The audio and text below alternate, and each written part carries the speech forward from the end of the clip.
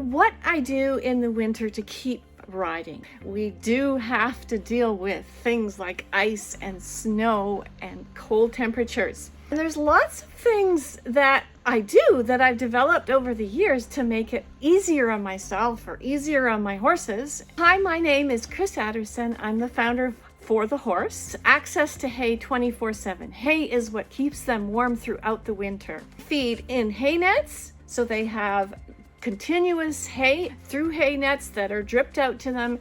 And we also feed on the ground, so they have different heights to eat from, whether it's on the ground and it's low, or it's like a browsing on bushes, that type of a height.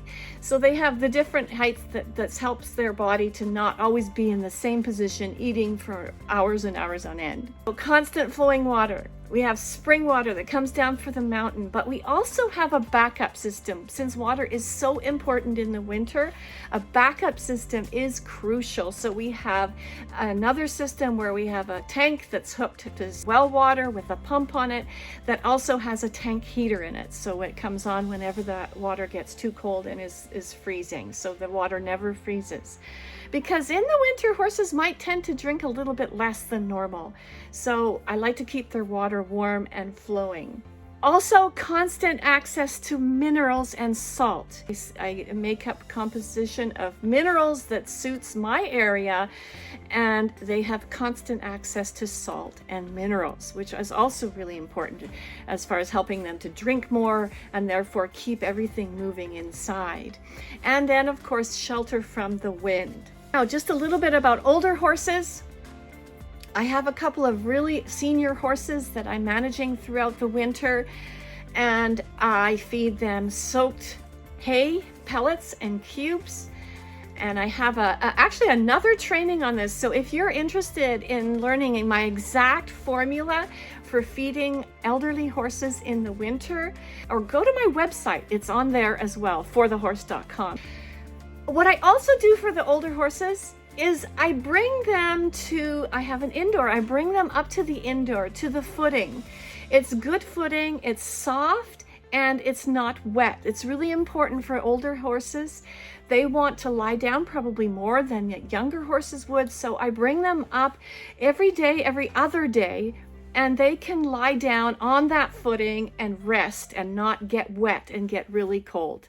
How to ride in the winter. The biggest challenge for me here is ice, because horses and ice just do not get along. Being large animals that they are, it's really critical that they are not subject to having to walk on ice, and they are pretty good at it. All my horses are kept barefoot, and we have a seasonal trim that matches what their conditions are for what they have to walk on. But still, with the weather that we have, we get thawing, like a nice sunny warm day will thaw the snow, and then at night it'll freeze, and so we get ice. This is the most challenging thing for us here. So what is the most challenging thing for you? Put a note for me below. Let me know. Is it the temperatures? Is it wind? What is it the most challenging thing for you when you want to ride in the winter? Sometimes the ice is just not traversable. I have different routes. So when a route, like a main route within the pasture or within their paddock, is used frequently, and we do plow part of it, it gets slick, right? It thaws, and then it makes a sheet of ice. So I don't do that everywhere. I have little routes that are different, where it's fresh snow that the horses can pick and choose their way to the different hay stations.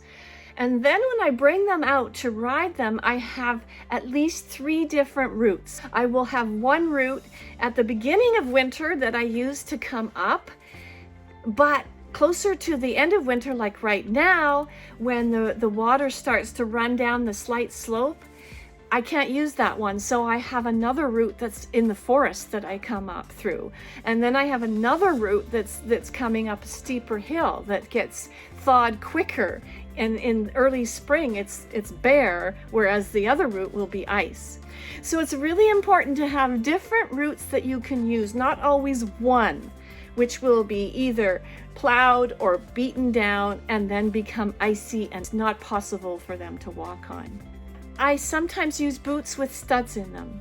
All my horses are barefoot, like I said, so you put studs into the boots, and then I can walk them on the ice. Riding. This is my routine for riding my horse.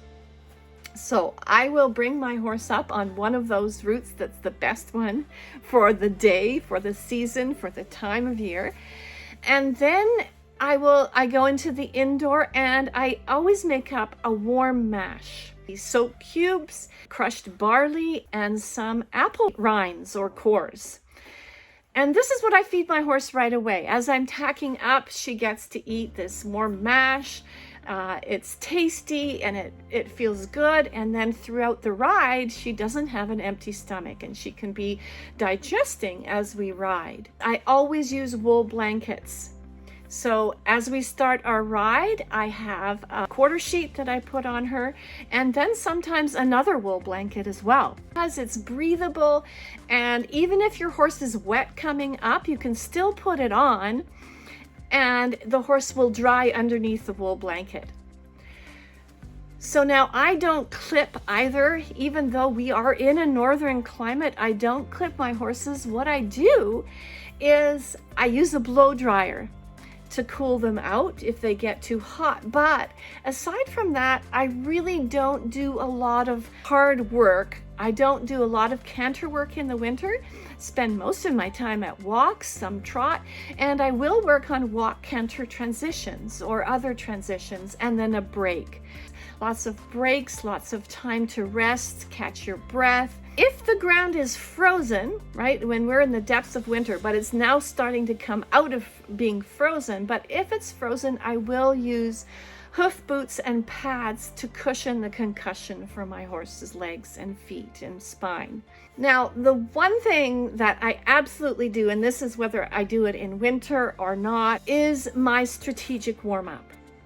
This is, like it says, it's a strategic warm-up. So what it does is it helps your horse to slowly warm up so the synovial fluid in the joints starts to move. We start to get a little more circulation. We start to get more respiration. We start to just warm up generally, but in a very slow and strategic way. You can put warm up as a note for me below, and I will send you my PDF, which is an outline of the warm-up, the steps that I take, why I use it, how I do it. It not only helps you to evaluate where your horse is coming out for that day, but it also helps you to know what your next step is in your training. And that's why I call it the strategic warm-up. And now back to the ice and the slippery surfaces.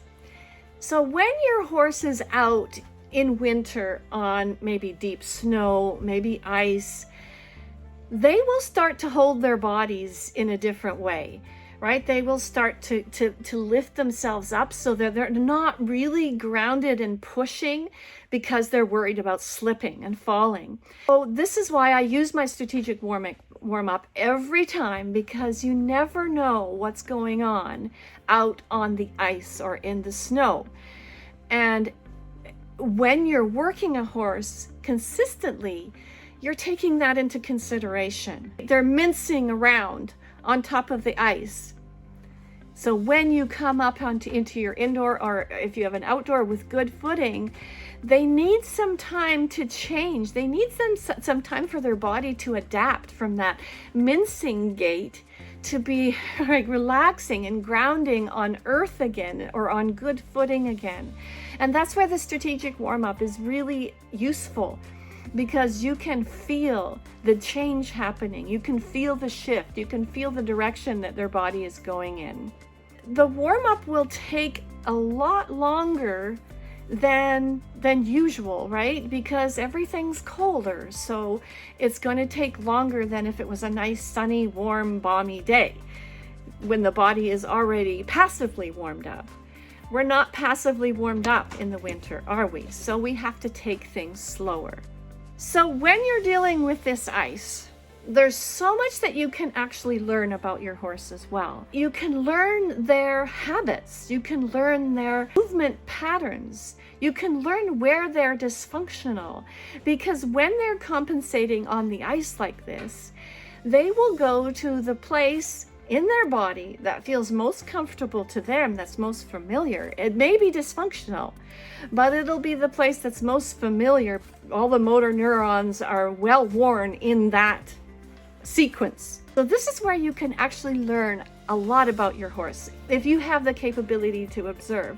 And this is what we do in our program. We teach you how to observe these types of things, how to have a strategic warm-up that is beneficial for your horse, how to use a strategic warm-up that helps you to evaluate what to do next, and how to observe your horse in the strategic warm-up for functional movement and dysfunctional movement patterns. And really, being in a northern climate like we are and having to deal with the conditions that we have to deal with, that's the positive side of things, right? We can use this to get better and to be more observant, more evaluation, get clearer on how our horses are moving, and how then we can take the next steps, which is equally as important.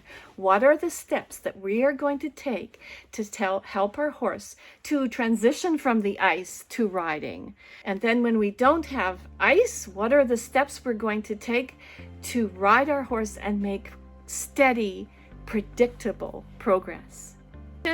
I appreciate you spending your time with me, and I hope this has helped you to get through this end of winter that can be such a slump, such a hard time anticipating spring, and the horses are starting to get energetic, but yet we have ice and we have snow. It's just a difficult time. You can use the snow to your advantage. When the snow is nice and soft, that's a great thing to do too. It's enjoyable for them, it's different, it's challenging, and it's great for getting super movement. So thanks so much for being here again, and I will see you next time.